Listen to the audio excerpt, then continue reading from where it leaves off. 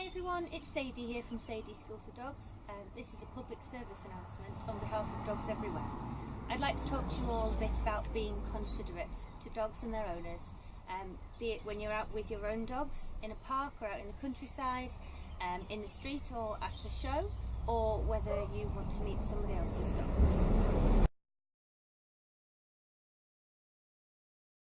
So let's start with dogs who need space from other dogs and or people. There's a variety of reasons why a dog might need a little bit of space and cannot have your dog running up to them or approaching them. They may be ill, they may be old and in pain, they might be recovering from an operation, they could be an assistance dog, hearing dog, a medical detection dog, they can't be distracted, they may be in season, they may be contagious, they may be in rehabilitation, fearful, aggressive. There are loads of reasons why a dog might need you to have some consideration and not allow your dog to run up to them uninvited. Some people say to me, well, if that dog is aggressive, surely they shouldn't be here. They shouldn't be out in public. My dog should be able to go wherever he wants without danger. I don't think that's fair. A lot of my clients have dogs who are now fearfully reactive. They did everything right, their dog was wonderfully social, and unfortunately they were attacked by a dog who was badly socialised, trained and managed by their owner. Now that one incident has made them very frightened and actually aggressive themselves. It's not their fault. It could happen to anyone.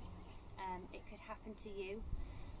And they have every right to be outside exercising their dog, which is absolutely essential, as long as their dog is under control, on a lead or under voice control. They're not invading anybody else's space. They've got every right to be there, just like every person has a right to walk down the street without coming into close unwanted contact with strangers. Of course, there are also those dogs who would absolutely love your dog to come over and say hello and have a romp around and have a play, dogs who are dog social. So I'd like to give you a few tips and some skills how to differentiate between the ones that you need to give a little bit of space to and the ones who you can approach.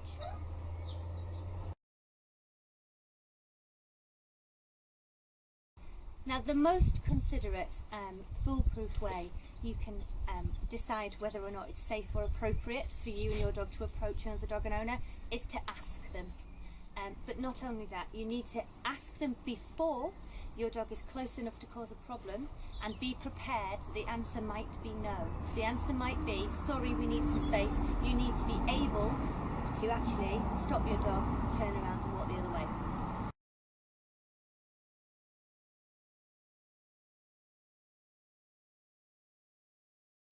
Luca!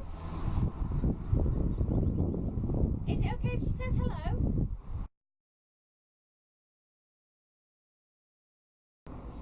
Okay, Boo, go say hi.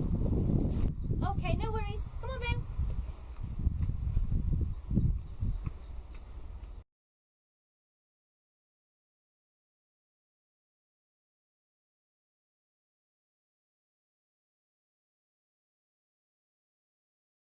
You may see a dog wearing a yellow ribbon attached somewhere to its collar or lead or harness. Or you may see them wearing a bandana or a sleeve on the lead, or another type of badge that says something like, I need space, I'm in training, not dog friendly, or it could say things like, friendly, adopt me, you don't know. You don't want to get close enough to try and read it, because if you get really up close with your dog to read the badge and it says, dog aggressive, you're in trouble. Always assume that a dog with some sort of identification like that needs space, and if you still think it's appropriate that your dog or you come and meet that dog, then call out to the owner and ask them.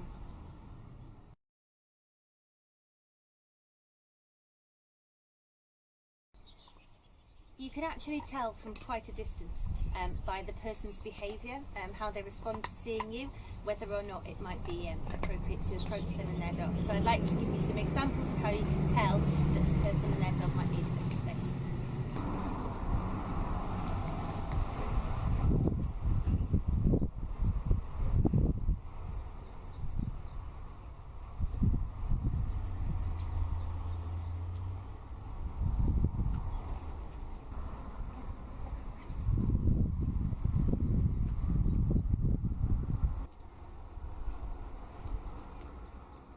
Could you give us a bit of space, please? Thank you.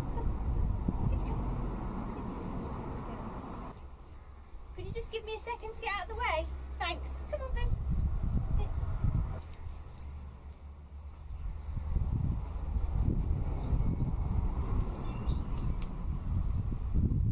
Please bear in mind that the owner may have mobility difficulties. They may be struggling to manage their dog and to keep hold of them in some cases, or they may just be having a really nice time playing with their dog. Just because they don't turn around and leave when they see you coming doesn't mean the dog's friendly. Just because the dog is off lead and engaging and playing with its owner, minding its own business, doesn't mean the dog's friendly. It's not an invitation for your dog to run up to them. One of the biggest ways you can help out people who have dogs that need space is in a close environment, walking down the street or in town. Basically try not to sneak up on them. Assume that the dog is aggressive. Never assume that a dog is friendly if you haven't asked the owner. If you give them as wide a berth as possible, if you can't do that, keep your dog on the side furthest away from where the other dog is and keep them on a short lead. Or you can wait for people to come through so that you've got room to pass nice and wide, or you can actually announce yourself and let them know that you're there so they can decide whether or not it would be a good idea for your dogs to meet or not. One of the biggest bugbears for people who have dogs who need space is when somebody lets their dog come running up to you uninvited, and as the dog is charging up to you at full speed, they shout, "It's okay, he's friendly." It really doesn't make any difference whether your dog is dog friendly or not if the dog they're running towards isn't. Now, if you think you might struggle with any of this, if you're listening to this and thinking, oh my goodness, I can't, when my dog's in the park, I have no control, that he will run up and greet every person dog he sees, I can't call him back, then you're going to need to enlist the help of an educated and ethical trainer. If you're in the UK, you want to look for members of the Pet Professional Guild, the Association of Pet Dog Trainers UK, the Association of Pet Behaviour Counsellors, Institute of Modern Dog Trainers, and somebody who trains with the Centre of Applied Pet Technology. You're going to need to use a long line and harness for safety in the meantime to keep you and your dog out of trouble, and I will attach a link to my video on how to use long lines at the bottom of this one. To all the wonderful dedicated owners who absolutely adore their dogs, who for whatever reason need a bit of space, if somebody does go out of their way, stops and lets you pass, gives you a wide berth, sees you come in, puts their dog on lead, or asks if it's appropriate for your dog to greet theirs or not, please, please, please thank them. Give them a big smile. That's really nice and considerate of them, and let's reinforce that behaviour. We've bred dogs over thousands of years to work alongside us, to be our companions. Most people have a dog in their life for them. It's lovely if they have doggy friends, a few doggy friends, and they get on, that's wonderful, but bear in mind that a lot of dogs just prefer human company, and it's absolutely not necessary that your dog meets every dog they see.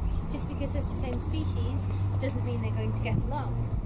It's important to be aware that if somebody's given the okay for your dogs to meet, you still need to be able to call them back if the situation changes, if the dogs don't get along.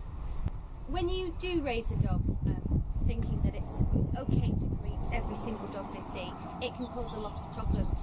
That dog becomes magnetised to other dogs, and when you can't greet a dog that it's spotted for whatever reason, they can get very confused and frustrated, and it's very difficult for you having to drag them away from that situation.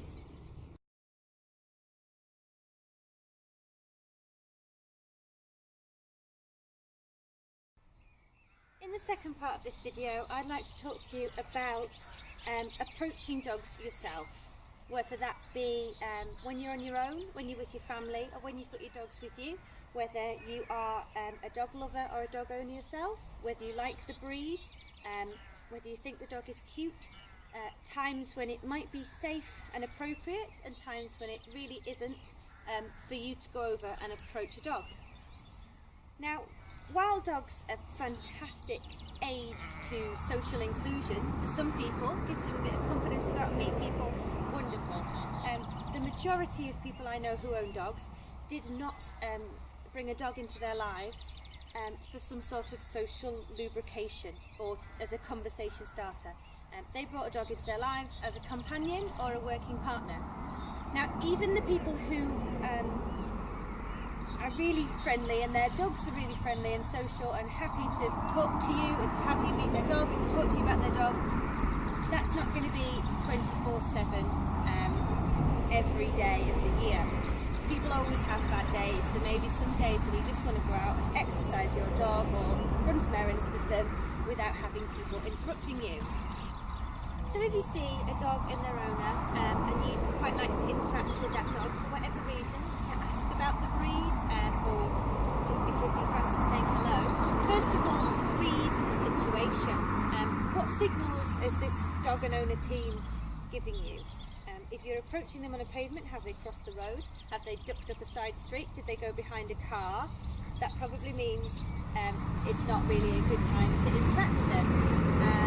Say for example you're in a beer garden and it's a dog friendly pub, fabulous, love them. There's a dog and owner standing near the bar where people come in and out and they're chatting and their dog's happily wiggling up and greeting people. That's probably someone you can talk to and ask if you can meet their dog. If they have gone to the far end, at the quietest table, and their dog is lying on a mat or underneath the table eating a chew or a stuffed Kong, that probably means they want to be left alone. Right, so you've assessed the situation. The person's giving you no clues that they want to be left alone. It looks like it could be a good time to go and talk to them or meet their dog. You can't see any identification on the dog that might suggest that it needs some space or that it's a working dog. Then the next thing you need to do is to ask the owner.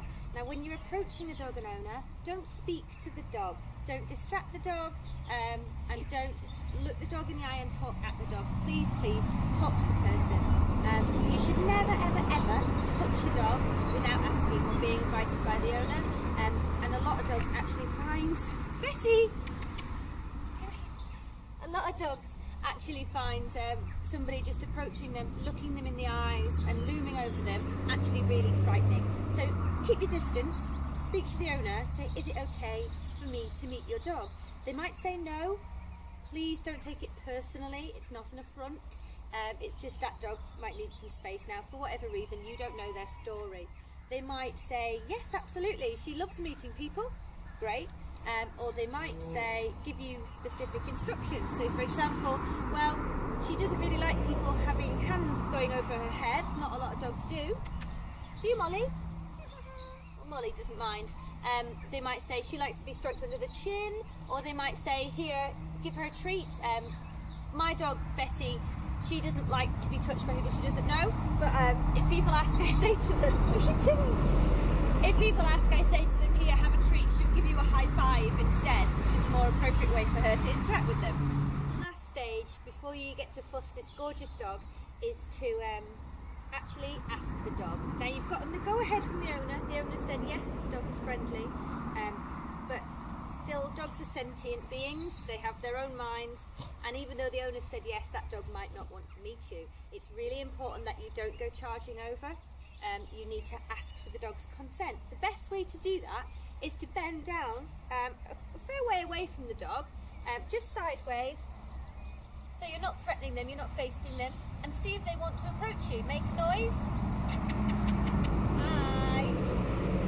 Yeah. Hi. And then gently stroke them under the chin, avoid putting your hands over their heads. Betty has no problem being fussed by me, do you? Good girl. That's right. Yeah. I just want to quickly mention when dogs are tied up outside shops. Now, not only would I never recommend that you do that because you're putting your dog at risk of being approached by someone they don't want to interact with, they have no option to escape, or they could be approached by an aggressive dog or a dog that's rude and in their face. When they have the option of flight removed, they may choose to protect themselves in more aggressive ways, and you're also putting them at risk of dog theft. If you see a dog tied outside a shop, please leave it alone. That dog is restrained, it doesn't know you, you don't know the dog. It's just really, really dangerous to approach a dog when its owner isn't there and it's tied up. It should really go without saying, but I'm going to mention it anyway. We need to teach children the skills in this video, how to keep themselves safe and how to be considerate around dogs and their owners. So I've made this video basically to keep everybody safe. If you follow the steps in this video, if you ask the owner's consent, if you ask the dog's consent and don't impose yourself on them, you shouldn't ever be at risk of getting growled at or snapped at or even bitten by a dog. Thank you for taking the time to watch this video. I hope that more people follow the rules for safe and considerate interactions with dogs and people, and that leads to happier dogs and less instances of aggression or bites. I'll drink to that. Have a nice weekend.